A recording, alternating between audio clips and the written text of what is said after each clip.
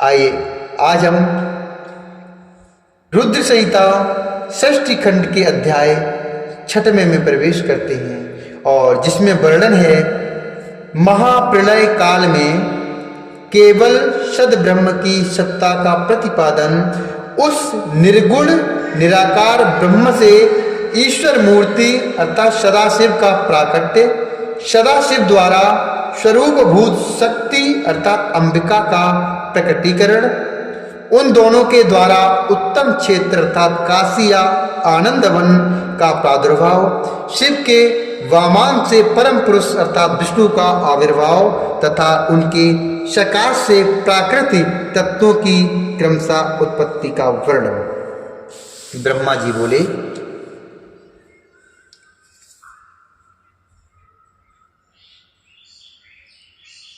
नारद मुनि से ब्रह्मा जी बोले, भो ब्रह्मन् साधु पृष्टोऽहं तवया विबुधो सत्यम् लोकोपकारिणा नित्यं लोकानां हितकाम्यया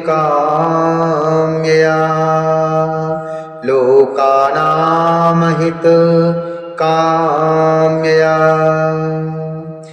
यच्छ्रुत्वा सर्वलोकानां सर्वपापक्षयो भवेत् तदहं ते प्रवक्ष्यामि शिवतत्त्वमनामयम्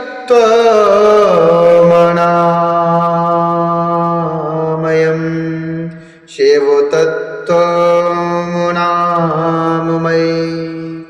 ब्रह्मा जी बोले, हे ब्राह्मण देव ऋषि नारद, आप सदा समस्त जगत के उपकार में ही लगे रहते हैं।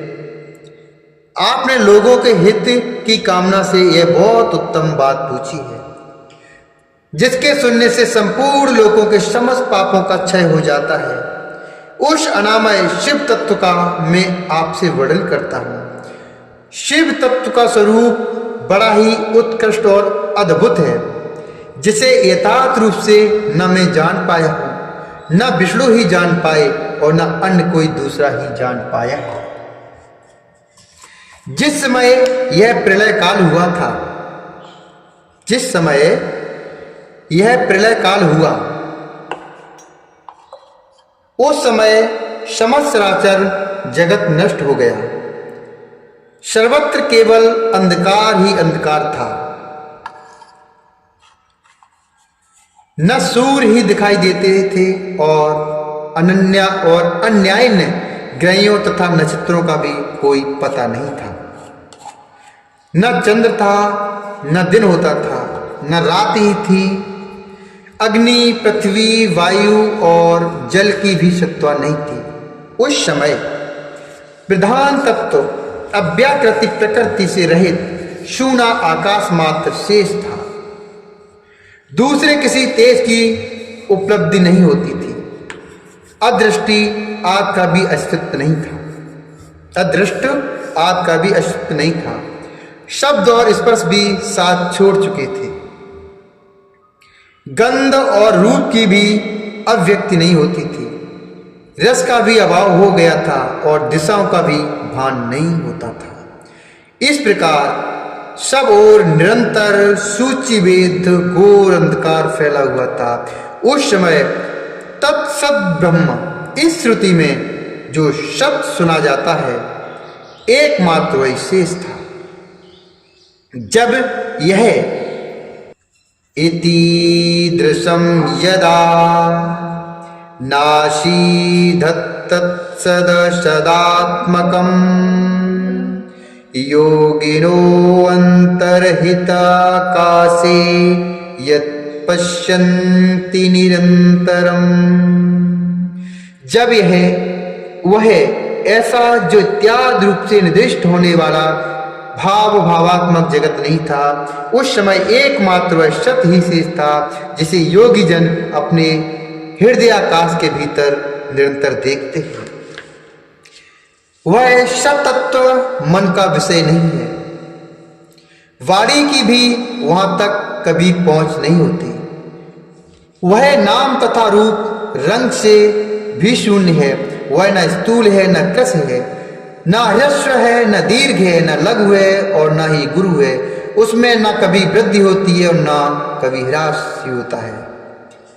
श्रुति भी उसके विषय में चकित भाव से है, इतना ही कहती है, अर्थात उसकी सत्ता मात्र का ही निरूपण कर पाती है, उसका कोई विशेष विवरण देने में असमर्थ हो जाती है। वह सत्य ज्ञान स्वरूप अनंत परमानंदमय परम ज्योतिर्स्वरूप अप्रमेय आधार रहित निर्विकार निराकार निर्गुण योगी गम्य सर्वव्यापी सबका एकमात्र कारण निर्विकल्प निरारंभ माया शून्य उपद्रव रहित अद्वितीय अनादि अनंत संकोच विकार से शून्य तथा चिन्मय है। जिस पर ब्रह्म के विषय में ज्ञान और अज्ञान से पूर्ण उक्तियों द्वारा इस प्रकार ऊपर बताए अनुसार विकल्प किए जाते हैं, उसने कुछ काल के बाद सृष्टि का समय आने पर द्वितीय होने की इच्छा प्रकट की। उसके भीतर एक से अनेक होने का संकल्प उदित हुआ। तब उस निराकार परमात्मा ने अपनी लीला शक्ति से अपने लिए मूर्ति अर्थात आकार की कल्पना की। वह मूर्ति संपूर्ण ऐश्वर्य गुणों से संपन्न सर्वज्ञानमयी शुभ स्वरूपा सर्वव्यापिनी सर्वरूपा सर्वदर्शिनी सर्वकारणी सबकी एकमात्र वंदनीय सर्वाधा सब कुछ देने वाली और संपूर्ण संस्कृतियों का केंद्र थी। उस शुद्ध रूपणी अमूर्ति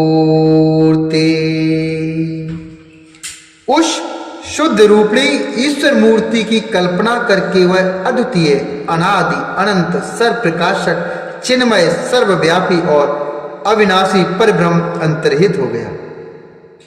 जो मूर्ति रहित परब्रह्म है उसी की मूर्ति अर्थात चिन्मय आकार भगवान सदाशिव है। अवार्चनीय अर्वाचनीय और प्राचीन विद्वान उन्हीं को ईश्वर कहते हैं। जो मूर्ति रहित पर ब्रह्म है उसी की मूर्ति अर्थात चिन्मय आकार भगवान सदाशिव हैं। अर्वाचीन और प्राचीन विद्वान उन्हीं को ईश्वर कहते हैं। उस समय एकाकी रहकर स्वेच्छानुसार विहार करने वाले उन सदाशिव ने अपने विग्रह से स्वयं ही एक स्वरूपभूत शक्ति की सृष्टि की, जो उनके अपने श्री अंग से कभी अलग होने वाली नहीं थी। उस पराशक्ति को प्रधान प्रकृति गुणवती माया बुद्धित्व की जननी तथा विकार रहित बताया गया है।